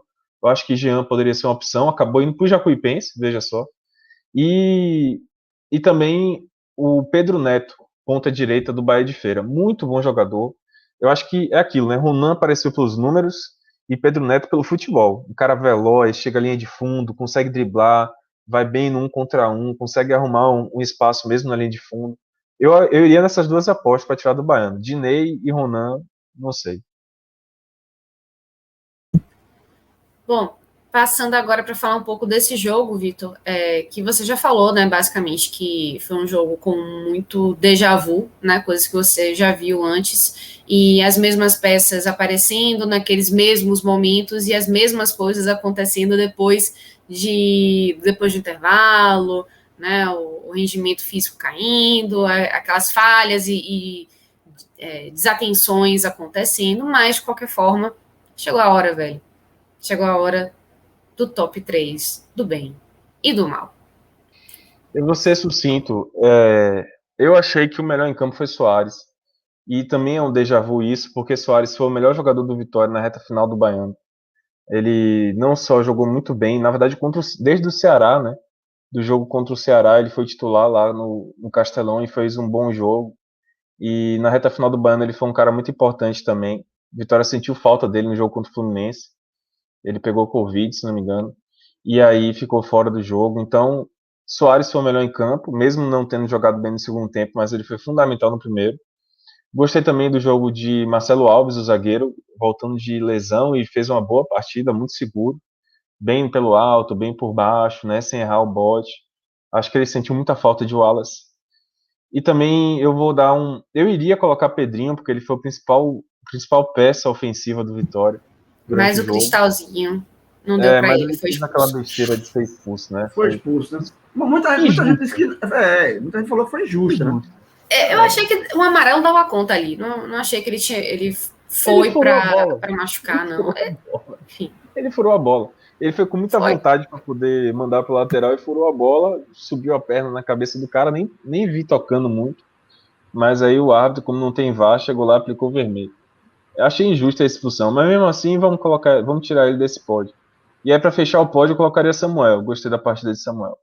E aí os piores, Raul Prata, por conta da participação ali, né? Eu não coloco 100% da culpa nele, como a maioria das pessoas está colocando, mas ele falhou, não tem como não dizer isso. Então, Raul Prata, João Vitor também foi muito inseguro. João Vitor é um cara que eu acho que está se conduzindo para sair do Vitória. É uma pena porque ele começou bem no clube, mas desde o Campeonato Baiano, em que ele foi colocado como titular por conta de algumas lesões, né, como a do Marcelo Alves, ele tem jogado muito mal, e aí está se conduzindo passo a passo para sair do Vitória. Acho que isso vai acontecer ainda nesse início de Série B, deve ir para outra equipe de Série B ou até de Série C. Então João Vitor foi mal também. E para fechar o pódio eu colocaria o Guilherme Santos, que aquela coisa, na estreia você espera que o cara participe um pouco mais do jogo. Eu não achei ele tão participativo assim, achei ele um pouco discreto na partida. Não sofri É o Baiano muito, dizendo aqui que Gabriel Bispo tinha que estar nesse top 3 aí. Você concorda? Do bem ou do mal? Do ruim. Do mal. Do ruim? Não, eu gostei de Gabriel Bispo. Eu acho ele um jogador. Achei ele ok. Apesar do amarelo. Não acho ele um cara tão horrível assim, não, sabe? Dos volantes que tem no Vitória, ele é o melhorzinho mesmo. Quando é nota de jornal, nota 5. Jornal, nota 5. Nota 5. Acho que tá bom para ele. Média de jornal, não sei se Rodolfo. É porque Rodolfo. Assim, não sei se Rodolfo ia falar agora, mas só para explicar assim, quando a gente. Uma coisa que eu adorava fazer era a média era a atuação de jornal. Isso eu adorava fazer, dando nota para jogador. E aí a minha regra é a seguinte: todo mundo começa com 5. E a coisa que você vai somando positivamente, você só para 6, 7 e tal, e se você for ruim, você vai baixando. Eu dei, na minha vida como jornalista em jornal, eu dei uma nota 10. Tem que dizer quem foi, pô. Eu acho que foi para Brocador, veja só você. No jogo contra o Sport, que ele fez uns 3 gols ou 4 gols, assim, decidiu, na Série B. E dei 2 notas 0. Uma que eu lembro foi para Lênis, do Sport, no jogo contra o Vitória, Salvador. Ele entrou no decorrer do jogo, passou 5 minutos expulso, 3 minutos em campo, foi expulso. Maravilhoso. Aí eu dei 0. Melhor jogador. E o outro 0, eu confesso que eu não lembro. Mas eu sei que foram 2 notas 0. Rodolfo, eu queria te convidar aqui para a conversa. Achei você muito, muito quieto e muito observador, ou seja, devia estar maquinando aí alguma coisa. O que você quer contar? Não, eu ouvi bastante, Ju, porque assim, a visão de Vilar é muito mais rica do que a minha, porque de fato o que eu vi do Vitória esse ano ficou muito restrito à Copa do Nordeste, né? Que no Baiano meu acompanhamento foi nulo, não vi um jogo do Vitória. Então existe muito, assim, algumas impressões que você fica com base no jogo que são ou a continuidade de alguma coisa que vinha acontecendo no Baiano, ou uma mudança radical, né? E você não tem que dar uma avaliada nessa situação. Eu fiquei com assim, 2 recortes do jogo, né? Acho que o Vitória, até os 25 ou 30 minutos do primeiro tempo, foi uma equipe, e depois ele perdeu, ou seja, ímpeto, ou seja, organização, permitindo que o Guarani entrasse no jogo de uma maneira muito efetiva, tanto é que saiu empate.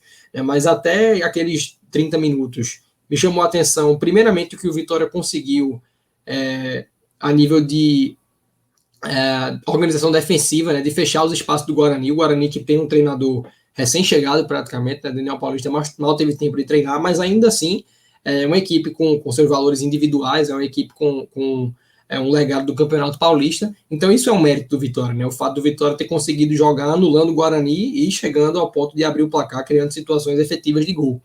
A partida do Samuel para mim, um complemento do que eu vi no Campeonato Nordeste, que é muito encantador, assim, o potencial que o jogador demonstra ter para se consolidar no mercado, sendo mais assim, atleta do Vitória com um potencial imenso de ir longe, sabe? De ir longe, assim, numa carreira europeia, de fazer assim, uma base no Campeonato Brasileiro que seja a curadoria para a Europa, porque é um atleta com atributos modernos que são, assim, muito nítidos. Essa questão do fechamento de espaços, ele agrega bastante, né, numa pressão na saída de bola, o que ele agrega com a bola no pé também é muito evidente. Então, assim, foi uma coisa que até olhando o Vitória para o confronto com o Náutico, coloca algumas pontuações referentes ao que a gente pode esperar do confronto de duas equipes que jogaram hoje, né? O Náutico que vai ter 10 dias para recuperar desse desgaste físico que a gente viu, e um Vitória que vai ter, né, um tempo aí para poder pensar um pouco em como manter o que o Vitória fez durante 30 minutos, né? Porque aqueles 30 minutos eles foram, de certa forma, impecáveis,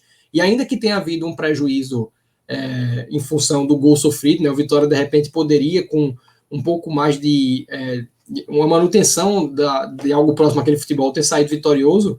As duas equipes conseguiram desenvolver aquela questão do almanac, né? Que é vencer em casa, no caso do Náutico, e pontuar fora, que é o caso do Vitória. E agora eles se encontram para um confronto onde algum dos dois vai quebrar isso aí, ou o Vitória vai perder pontos em casa, ou o Náutico vai voltar sem nenhum ponto em Salvador, né? Mas assim, são duas equipes que têm suas carências, suas necessidades em níveis diferentes, mas eu acho que começa a ficar muito claro, né? Assim, no caso do Náutico, eu acho que está muito claro, já desde o estadual, e no caso do Vitória, em função do tempo de treino, havia necessidade de se ver algo em jogo, mas pelo que Vilar trouxe aí, e pelo que foi possível captar, eu acho que no caso do Vitória, as carências elas são muito mais prementes, né? O Vitória tem muito mais o que organizar, porque foi uma coisa de fato voltada para um recorte de meia hora, e isso é muito pouco para uma equipe nessa fase da temporada.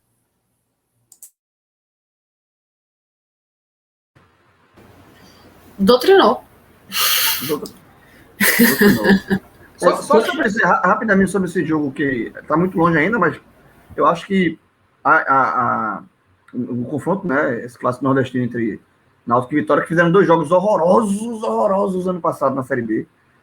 Foram 2 jogos, assim, sofríveis, assim. O primeiro foi horrível, 2-0, né? A gente então, esperando tanto esse jogo para poder fazer o telecast, né? O programa. Não, foram horríveis. Foram 2 empates. O primeiro foi 0-0, com certeza. O segundo, eu não lembro se foi 0-0, não, mas foi empate. 0-0 com uma bola cruel demais do Náutico na trave, no outro lance do jogo. Foi Dadá Belmonte, que subiu com a primeira do Paulista pelo Água Santa. Eu assisti ontem, Água Santa Na Série A2, Dadá é rei, pô. O negócio é que o sarrafo é outro. Mas não, Dadá deita na Série A2 faz muito tempo. Tinha da Lele, que jogou no Náutico, jogou no Santa. Tava uma festa ontem.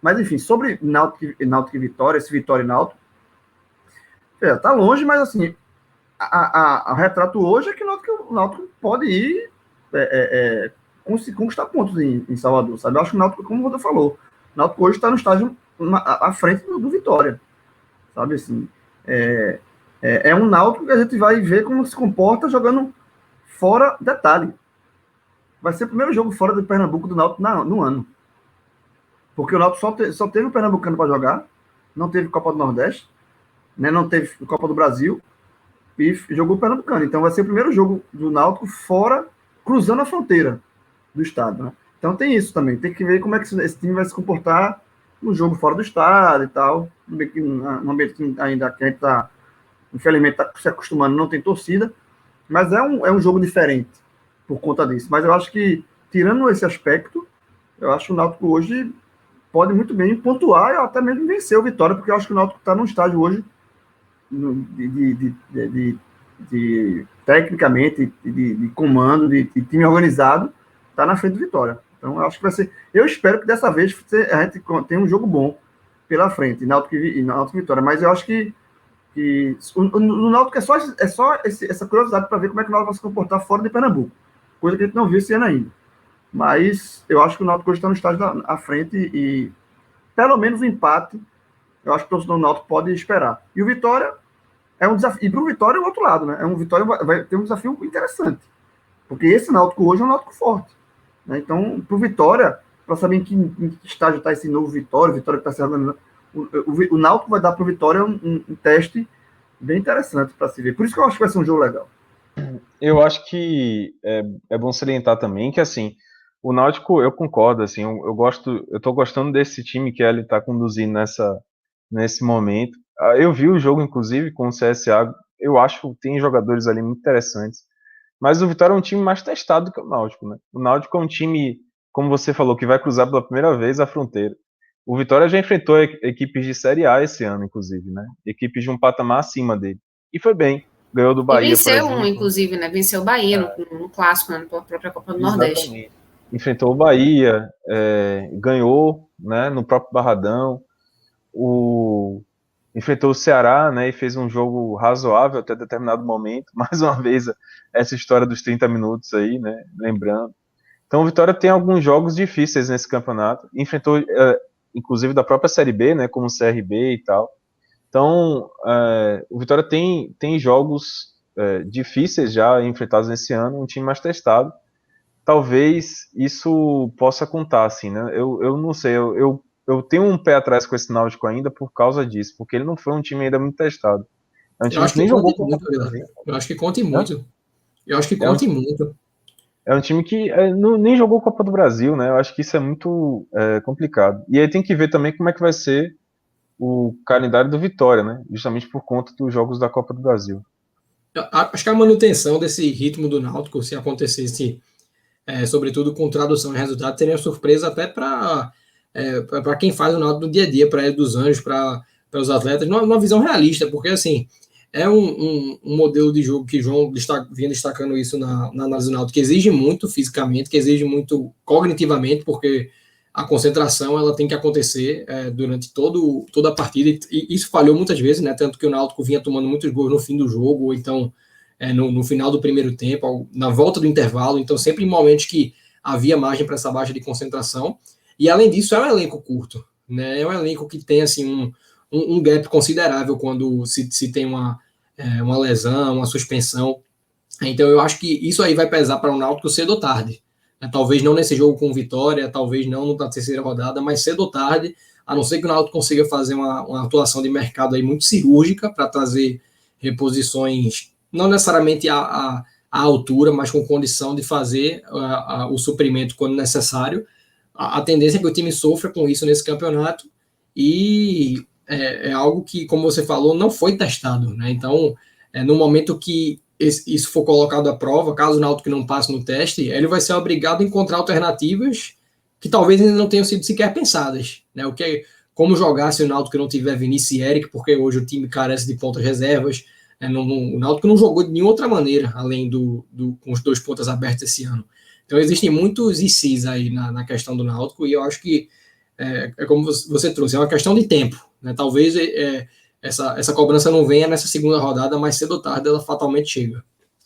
E só para terminar, uma coisa, né, que nesse micro cenário, que é o jogo entre Vitória e Náutico, que dentro do macro cenário é só um ponto, né, é só um jogo na Série B, mas pensando nesse início, né, o Náutico tem uma vantagem muito grande em cima de um dos grandes problemas dele da temporada, né? O fato do Náutico não estar na Copa do Brasil, ele vai ter esse período grande para poder descansar os jogadores, enquanto o Vitória, que está na Copa do Brasil, vai jogar antes de enfrentar o Náutico, vai enfrentar simplesmente o Internacional. Então, pode acontecer de tudo, né? Se o Vitória encarar esse desafio e for bem, pode até, de repente, vir com um pouco mais de confiança, né, para o jogo contra o Náutico. Agora, certamente vai ter um desgaste muito grande, né? Jogo eliminatório, ainda que tem o jogo da volta em Porto Alegre, mas é um jogo eliminatório, a gente sabe que é uma outra pegada, então acho que nesse momento... um jogo que o Vitória sabe que tem que fazer o resultado em casa, né? Porque em casa, se quiser alguma coisa, tem que se garantir fazer o resultado em casa. E aí a Copa do Brasil, antes desse jogo, né, realmente pesa bastante. O jogo vai ser um jogo... o Vitória pode acontecer de tudo, né, contra o Internacional. A única certeza que eu tenho é que o Vitória vai se desgastar muito nesse jogo.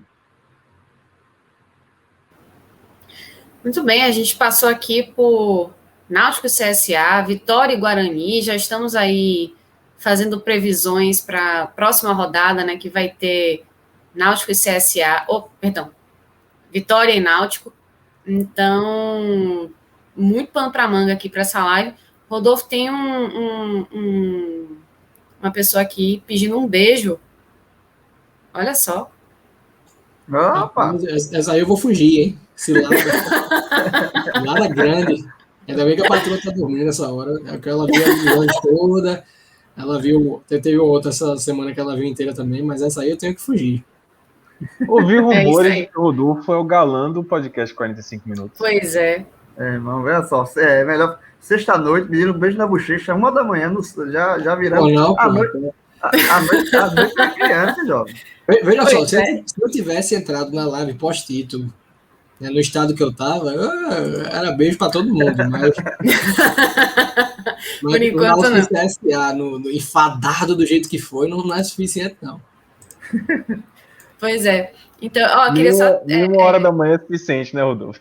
Queria só destacar aqui um comentário que eu achei bem bacana, esse Filocomo, não sei o nome dele, mas dizendo aqui, sou de São Paulo e quero errar informações das equipes do Nordeste 45, essas lives é enriquecedor para conhecer mais futebol do Nordeste. Trabalho excepcional de vocês, obrigada. A gente se esforça para isso mesmo, né? Muito bom. Analisar mais de perto, né, os times daqui. E essa mensagem, a gente recebeu essa mensagem 1h14 do sábado, na virada do sábado para o domingo, essa mensagem aí é recompensadora, essa aí é reconfortante. Isso aí é para a gente ir dormir com o coração aquecido. É isso aí, minha gente. Vamos, então, encaminhando para o final. A gente debateu bastante, muita informação, muita análise. Quero agradecer aqui meus companheiros João de Andrade Neto, Rodolfo Moreira, Vitor Vilar e também o pessoal que faz isso tudo acontecer, né? Que é o Danilão e também Marcelo, que estão aí encarregados do áudio. Então, muito obrigada para a equipe inteira e também especialmente para você que acompanhou a gente tanto na live ou então no podcast. Até a próxima, gente. Tchau, tchau. Valeu, galera. Um abraço. Não sei se